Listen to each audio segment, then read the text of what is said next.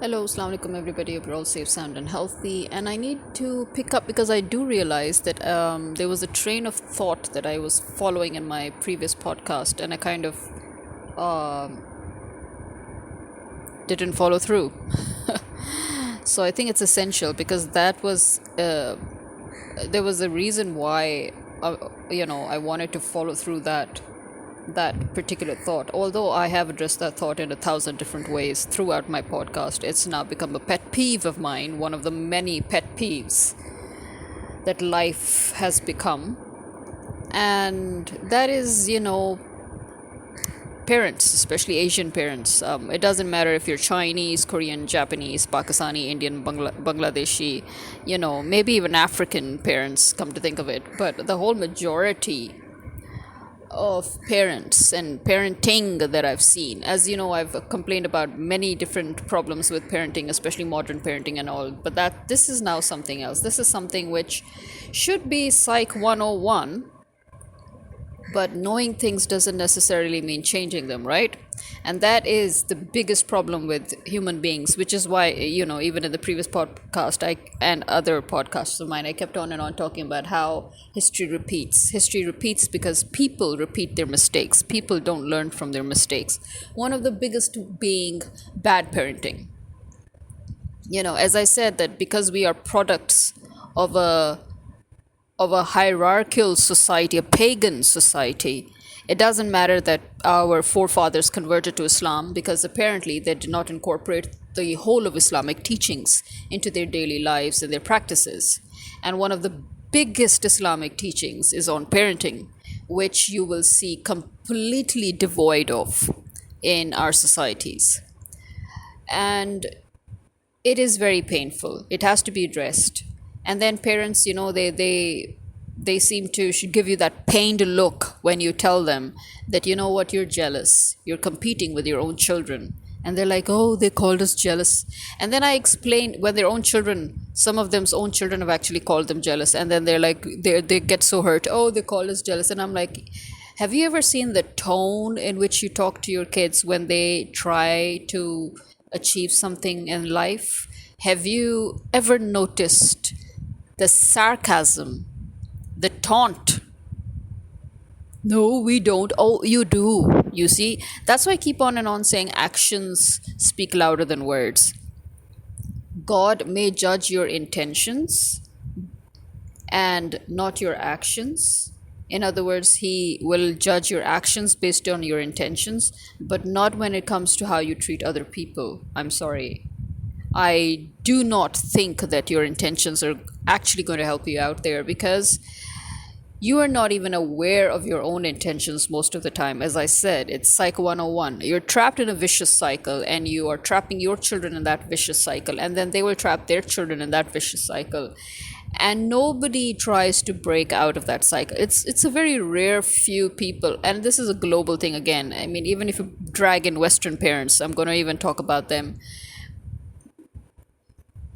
The way you're brought up, we always say that we become our parents at one stage. Well, unfortunately, it's true. No matter how conscious you are, no matter how careful or meticulous you are, one lapse, one lapse is all it takes, and you do become your parents. We all become our parents. I have had the only fortune in my life,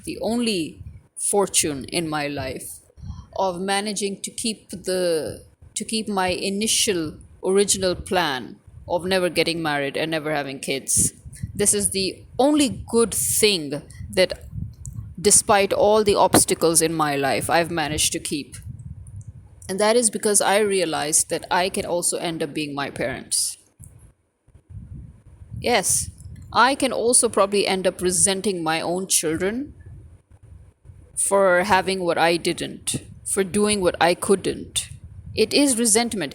Sometimes we talk about how mothers in law, they treat their daughters in law poorly because that's how they were treated, and they somehow resent the fact that they went through all that and their daughters in law aren't going through that. You know what I'm saying? It's again psychology 101.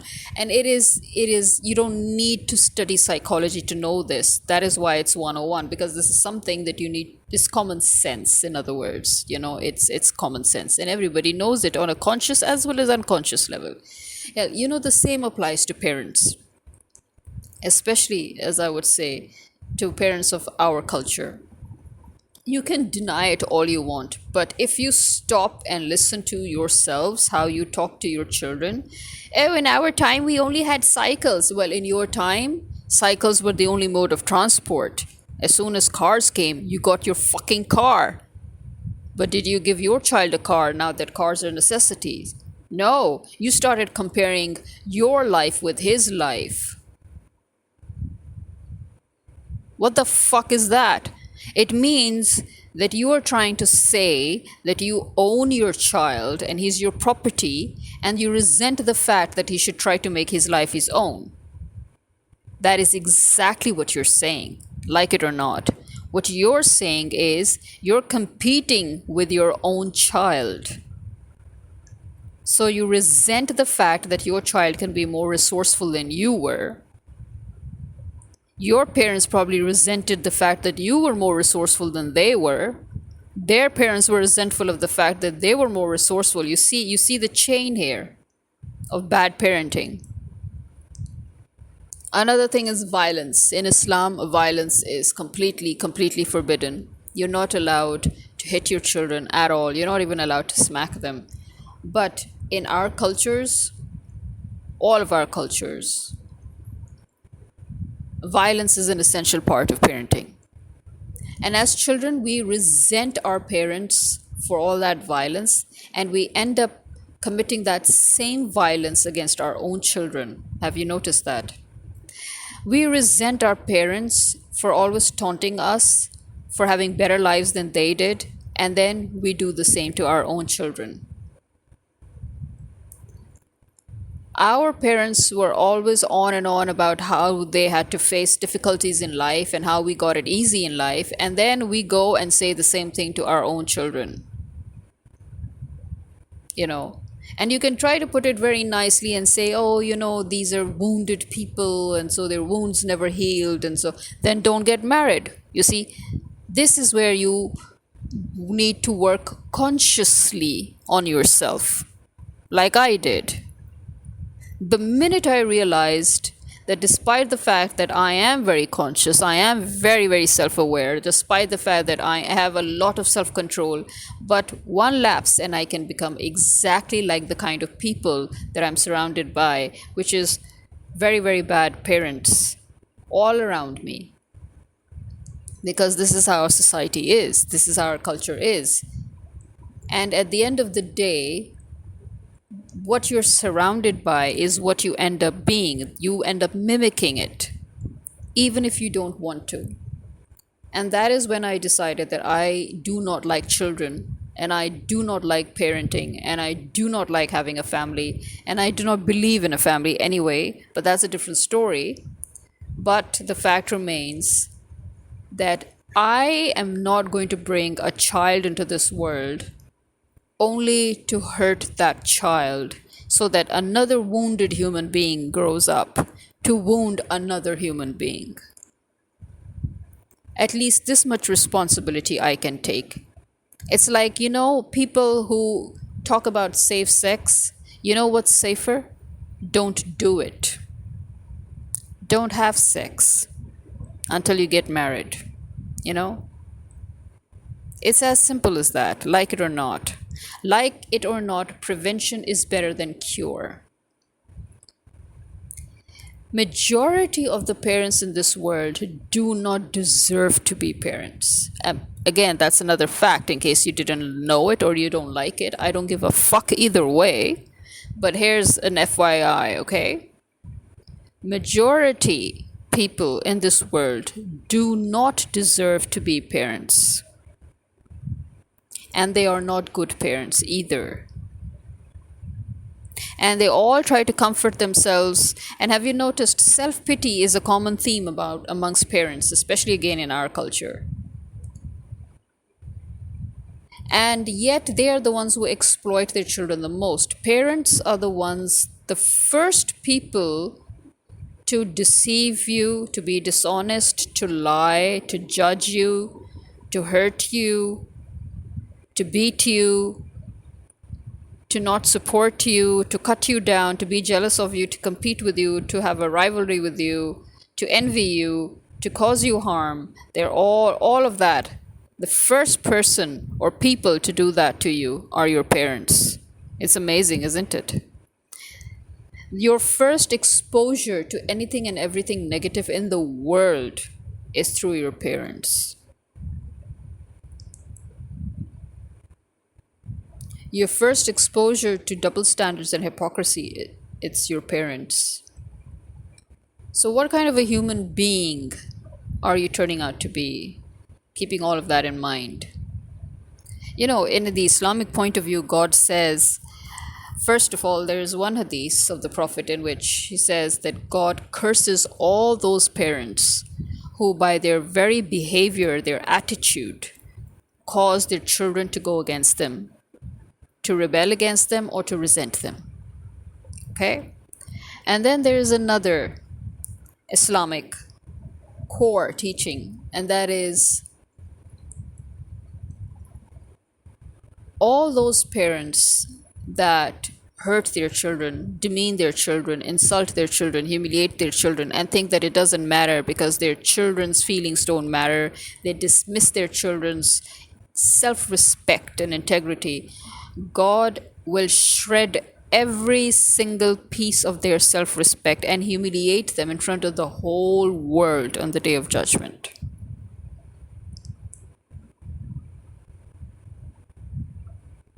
What does that tell you? I think that in itself should tell you a lot, because I've noticed how people very neatly censor the Islamic teachings on parenting and how parents should behave. And they always try to cover parents' flaws and mistakes by saying, oh, you know, you did your best. Oh, you know, it's very tough. Oh, everything's tough in life. Face it.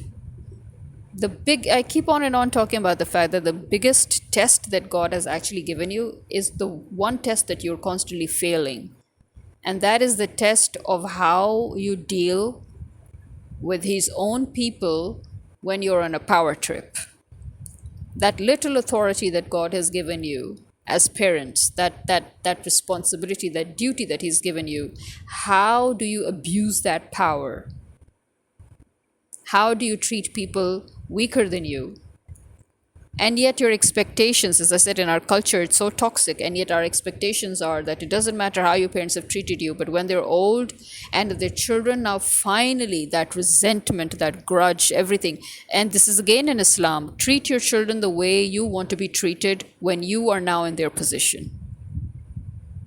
When your children are weak and dependent on you, the way you treat them will go back to you when you're old and weak and fragile. So a whole lot of parents right now who are suffering in their old age, and then people are constantly cursing their children for not being there for them. You do realize that this is a consequence of how they've treated their children over the years. And in Islam, there is no punishment for children, by the way. That is, again, another core rule of Islam. There is no punishment for the children who decide to cut off from their parents. Better to cut off than to live in a toxic environment and end up being a beast, because, again, no credit will be given to the parents if the child turns out to be a good person. But any crime that child commits, any sin that child commits, any rebellion that child commits, any point in life that child derails, all of that, its credit will go to the parents. God will punish the parents because it is their behavior, their attitude that made their child rebel. In fact, even if their child now goes against God and religion and faith, he is not going to be held responsible for it. Parents are. And this is the one thing that our parents always overlook. And after they fuck everything, then they sit down and say, oh, it was God, it was destiny. You know what I keep on telling these idiots? If it was all God and destiny, there would be no heaven and no hell. We had no choice coming to this world. We didn't get to choose our parents. We didn't get to choose our lives, okay? We have no choice in our deaths.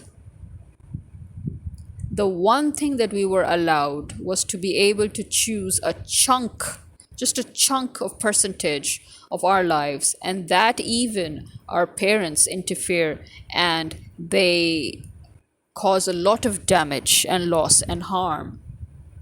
And in consequence of that, not only have they failed in their test as parents, but they have failed us. And then we have failed because of them. And so the repercussions, they go deep. And this is why that abuse of power is what they're going to be punished for. That, okay, so you thought your children were your property. You thought that my people who I created and sent down to the earth using you as tools, and I gave you that responsibility to care for my people. And instead, you abused your power. You treated them as if they belonged to you. And then you did not even allow them to live their life. You forced them. Again, it's the biggest sin in Islam, to force people to do anything. You forced them to live according to you. You made them live according to you. So obviously you're going to pay for it. So if they commit a crime, if they become a villain, it's on you. If they become good, it's in spite of you. So you will get no credit. And this is how God will punish you. So you know what? Before you push people towards marriage and then you push them towards having children, first of all, why not you learn how to re-educate yourselves, how to unlearn whatever the fuck it is that you people have learned over the centuries. Learn to unlearn and then relearn. Because this is exactly the problem with the world today. The reason we have more and more psycho cases, the reason we have more and more demented people, the reason we have more and more God complexed people, narcissistic people, the reason it all begins at home. And it is the result of decades, centuries even, worth of bad parenting, a vicious cycle that keeps on growing. It's not ending, it's just growing. You are not here to prove to the world that you can get married, and you're not here to prove to the world that you can give birth to children, okay? You're not here to prove these things. What you're here to prove is to God. And he doesn't give a fuck about your marriage or your children. He already knows what you are because he made you. You just need to prove that you can make your life better and you can try and live your life as well as you can. That's all you need to prove to yourself and to God. You don't need to give a fuck about anybody else. And yet our parents, again, are the first people that force us to kowtow to society's pressure. And by the time the damage is done, even God cannot compensate you. And that is another thing. Even God, who claims that he can do anything and everything, and he probably can, I don't give a fuck either way, but even God cannot compensate you for every single thing. For example, he cannot compensate you for wasted time. He cannot compensate you for a lot of hurt. He cannot compensate you for emotional damage. He cannot compensate you for life loss. He cannot compensate you for a whole lot of stuff. And so his solution to all of that is that he will make you forget everything, which I counteract in the sense that just because you've made me forget everything, it doesn't mean it didn't happen. And it will not make the pain go away. Making me lose my memory is not going to make the pain go away. But that just proves the point as to why sins committed against another human being are unforgivable, and why even God cannot forgive you unless and until your victim forgives you. And your victim is never going to forgive you. I'm sorry. They're not. Nobody forgives. So that is why a huge majority of people will end up in hell. And these are God's own words, by the way, that I have made hell an abode for all of you, save a few. So even God already knows that you're fucked. Obviously, He knows. He made it that you should get fucked. That's destiny. Now, that is destiny where no matter what you do, you're still going to be fucked.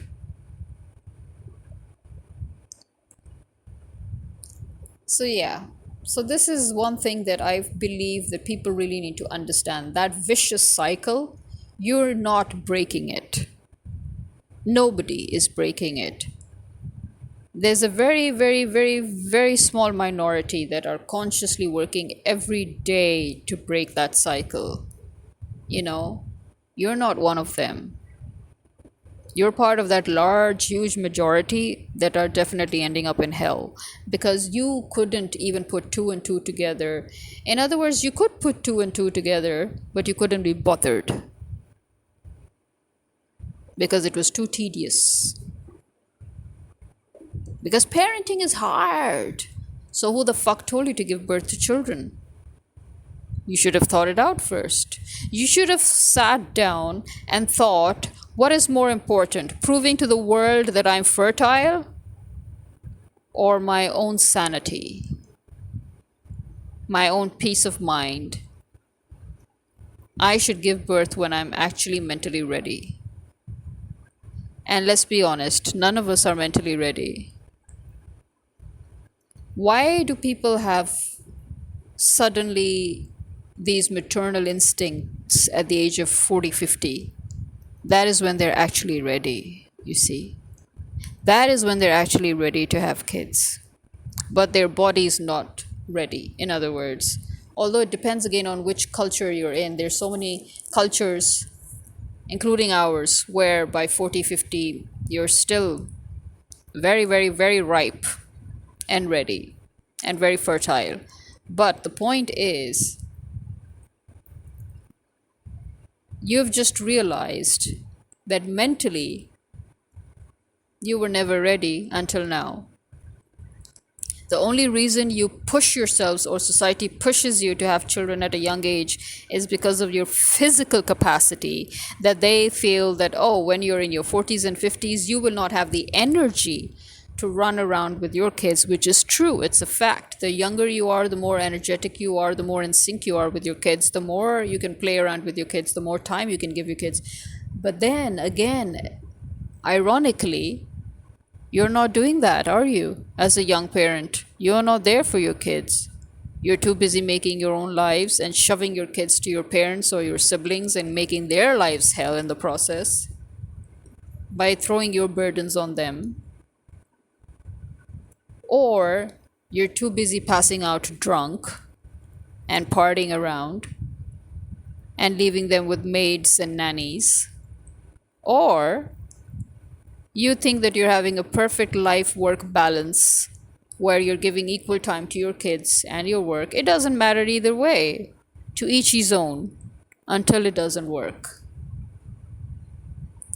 Because there are those stay-at-home mothers and fathers even who suck big time at parenting. And one would ask them, what the fuck are you people doing that is distracting you from giving your full attention to being parents, right? Because these worldly excuses have nothing to do with actual parenting. That's what you people don't seem to get. Parenting is not hard because you have to work life and, you have to work and have a work-life balance, or because you're always working and you don't have time, or because you are you're always partying. And no, parenting is hard even when you're a stay-at-home mom. Why? Because you are mentally still not there. You need to be mentally ready to have kids. Stop having kids for the sake of having kids. Stop getting married for the sake of getting married. Stop falling in love for the sake of falling in love. For God's sake, what's wrong with you people?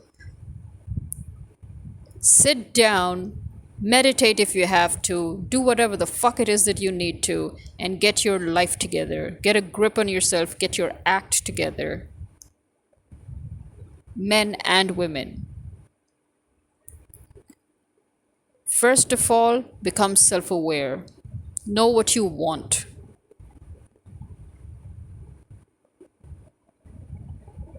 Before you start shitting all over the world and creating more demented people. This vicious cycle has got to stop. And it won't. Again, as I said, it won't.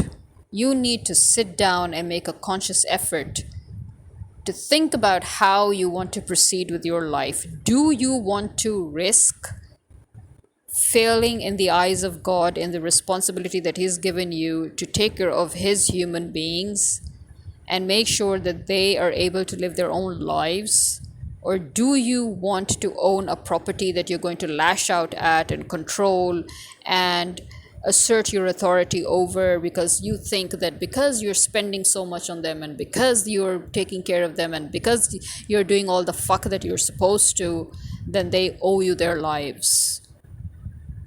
This resentment will never go. As I said, you don't even realize that you're competing with your kids, or that you're jealous of your kids, or that you resent your kids. It's because it is part of your brain now. This is how you were brought up. This is how your parents were brought up. This is how their parents were brought up. And this is how you're bringing your child up. That is why I said you need to first sit down and become self-aware, so that you should know when to catch yourself when you find yourself becoming your parents, when you find yourself reopening your own wounds and transferring it to your kids.